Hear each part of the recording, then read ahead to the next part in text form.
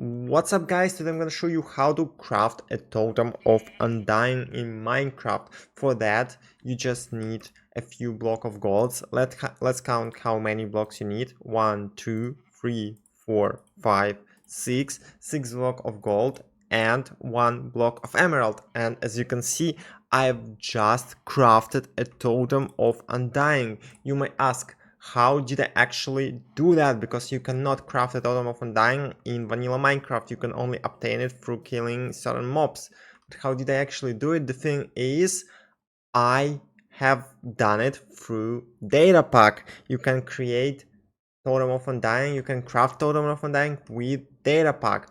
And I gave you the link in the description to my Telegram channel, and here I've got a post where you can download these data packs. So you just click download it and save it on your PC.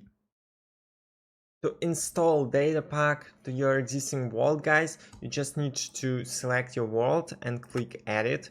Here we need to open world folder, and the folder is opened. Yeah, and here we can see data packs folder. We need to open this folder, and after that we just need to drag and drop this file that you just saved on your PC. We moved that file to the to the folder, and after that, yeah, that's it basically.